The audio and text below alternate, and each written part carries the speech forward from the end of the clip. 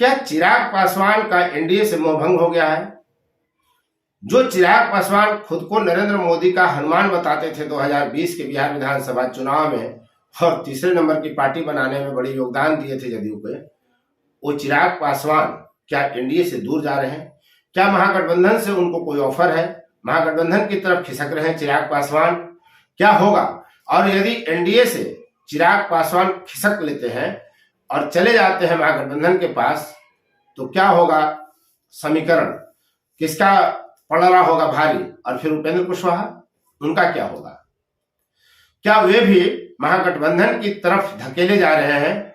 क्या उनके सामने ऐसी परिस्थिति खड़ी कर दी गई है, आवश्यक मजबूरी बना दी गई है कि उपेंद्र कुशवाहा धीरे से रास्ता नाप लें और एनडीए को छोड़ करके महागठबंधन की तरफ चले जाएं? क्या एनडीए में चिराग पासवान और उपेंद्र कुशवाहा की हैसियत शून्य की तरफ बढ़ रही है? क्या उनको पूछा नहीं जाएगा एनडीए में? क्या एनडीए ने उनकी औकात उनको बता दी?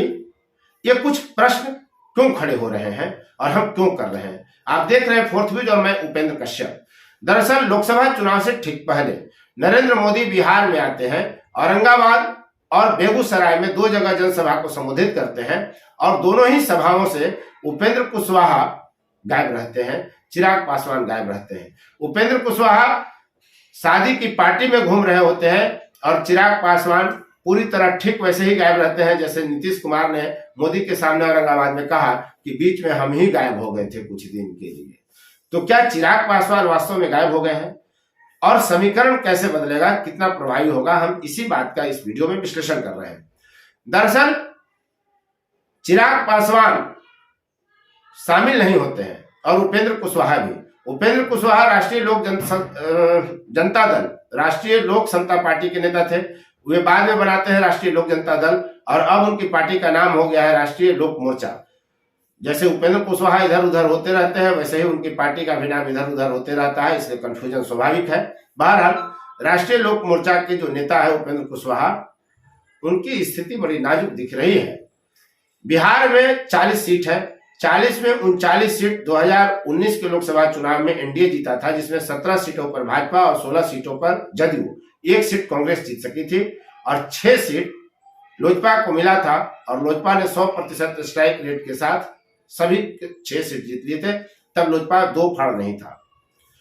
अब स्थिति यह है कि फिर से नीतीश कुमार एनडीए का हिस्सा बन गए हैं, तो स्वाभाविक है कि वो सिटिंग सीट छोड़ने के लिए तैयार नहीं है। यानी 16 सीट पर जदयू लड़ेगी, 17 सीट पर भाजपा लड़ेगी। ऐसी स्थिति में 7 सीट बचता है, तो उसका क्या होगा?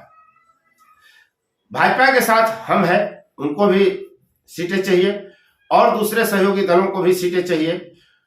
लोजपा का पशुपति पारस गुट भी है। तो अभी तो यही तय नहीं हुआ है कि दोनों में मिलन होगा या नहीं होगा।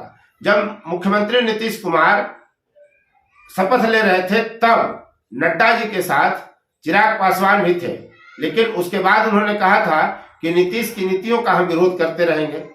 चिराग पासवान नीतीश के इतना दूर चले गए हैं कि लगता यही है कि जो दोनों मंच पर वे अनुपस्थित रहे, गायब रहे, उसके पीछे कारण यह भी है कि नीतीश कुमार की नाराजगी हावी हो रही है एनडीए पर। नीतीश कहीं ना कहीं असहज होते, इसलिए चिराग पासवान दोनों जगह से गायब है। उपेंद्र कुशवाहा अपना रक्त सबसे पहले जरूरत पड़ने पर नीतीश कुमार को देने का ऐलान करते हैं, बराबर गुणगान करते हैं नीतीश कुमार का, कहते हैं गलत जगह चले गए थे, अब सही जगह आ गए हैं, लेकिन खुद ही सही जगह से गायब हो गए उपेंद्र कुशवाहा।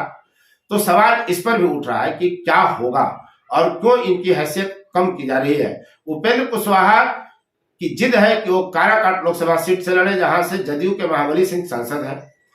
तो क्या उपेंद्र कुशवाहा को बीजेपी दूसरी जगह सीट देकर एडजस्ट करेगी?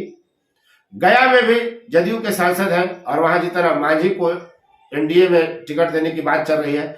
मिला जुलाकर स्थिति यह है कि सीट के कारण ही यह सब पचड़ा खड़ा हुआ है। हाजीपुर सीट एक अलग हॉट सीट बना हुआ है। पशुपति कुमार पारस वहां का नेतृत्व करते हो, कहते हैं कि फिर हम चुनाव लड़ेंगे, हमको कौन रोक देगा। वहीं चिराग पासवान कहते हैं कि हम लड़ेंगे या उनकी मां लड़ेंगे। इस सीट पर भी जीत है। पशुपति कुमार पारस और चिराग पासवान में मेल कराने में बीजेपी फिलहाल अभी तक असफल है। दोनों में इतनी दूरियां हैं, क्या यह भी एक दूरी होना वजह है चिराग पासवान के गायब होने का?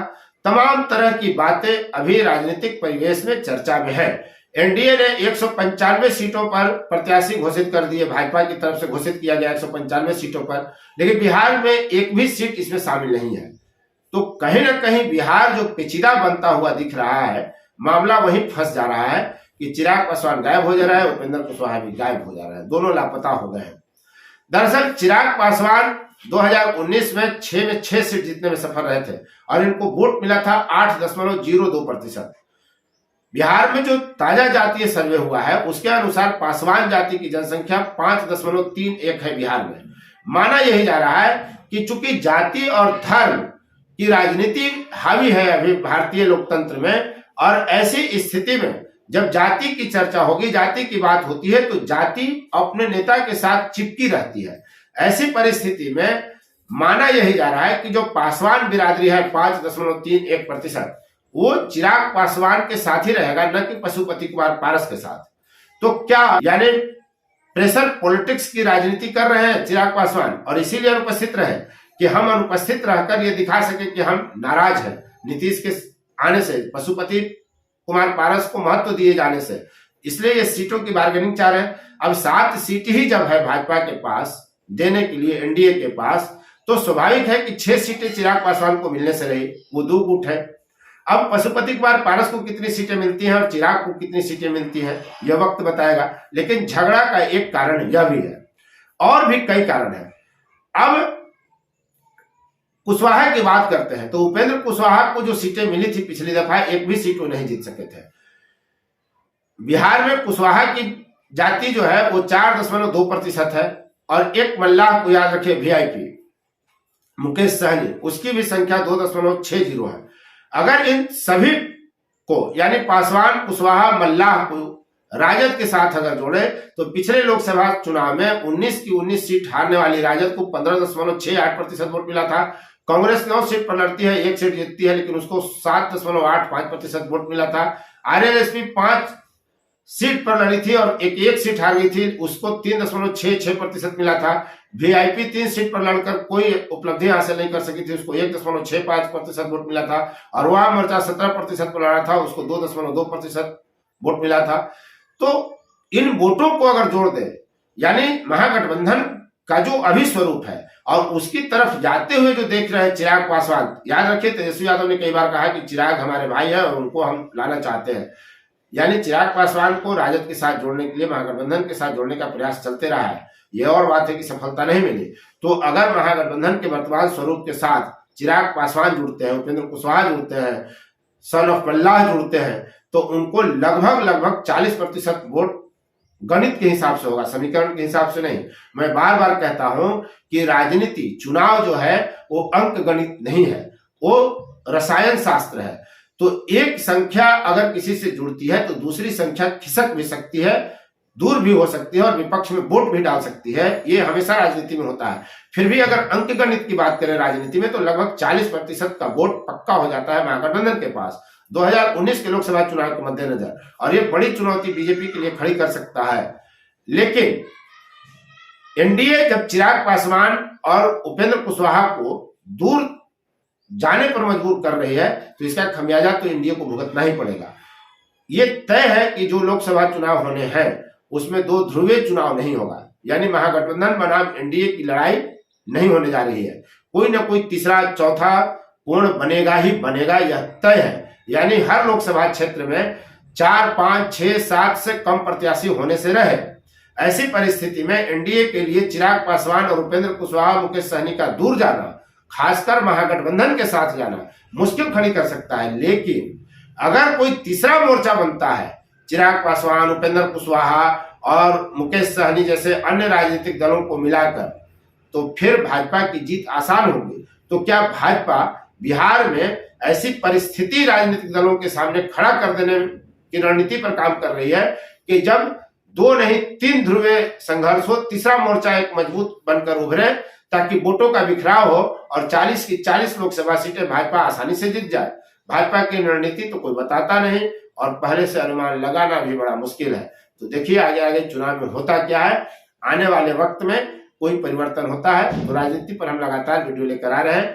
और हम आपसे एक अपील करते हैं कि हमने एक एजेंडा शुरू किया है कि लोकसभा चुनाव हो या देश में किसी भी तरह का कोई चुनाव हो, जो राजनीतिक दल घोषणा पत्र जारी करते हैं उसे कानूनी और संवैधानिक मान्यता मिलनी चाहिए। यानी कोई राजनीतिक दल अपने घोषणा पत्र में अगर यह घोषित करता है कि वो इतने लोगों को नौकरी देगा, तो सत्ता में आने के बाद उतनी नौकरी उसने कहां कहां कब कैसे दी, ये उसे हिसाब देना होगा।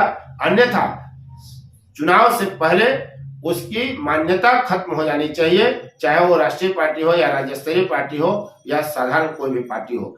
और 10, 20, 25 साल का उस पर रोक लगना चाहिए कि चुनावी राजनीति में वो शामिल नहीं हो सकता। और बात सिर्फ नौकरी की ही नहीं है, किसी भी तरह की घोषणा, आप निःशुल्क देने की बात करते हैं, मुफ्त रेवड़ियां बांटने की बात करते हैं, तमाम ये घोषणाएं जो आप लिखित में करते हैं घोषणा पत्र में, उन पर अमल 100% होना चाहिए। और अगर ऐसा करने में कोई राजनीतिक दल विफल होता है तो उसके चुनाव लड़ने पर आने वाले 20-25 साल तक निश्चित रूप से रोक लगनी चाहिए। आप क्या राय रखते हैं? आप जरूर दें, और इस मुद्दे पर हम लगातार वीडियो लेकर आएंगे विश्लेषण के साथ। हम बड़े नेताओं की टिप्पणी भी इस मुद्दे पर लेने का प्रयास कर रहे हैं और हम आपके सामने लेकर आएंगे। तो अब तक इस वीडियो में बने रहने के लिए बहुत बहुत धन्यवाद। आप देख रहे थे फोर्थ व्यूज, मैं उपेंद्र कश्यप। यदि अब तक आपने इस चैनल को सब्सक्राइब नहीं किया है तो चैनल को सब्सक्राइब कर लें, शेयर लाइक कमेंट जरूर करें। जय हिंद। फोर्थ व्यूज, चौथा विचार, बाकी ठीक है।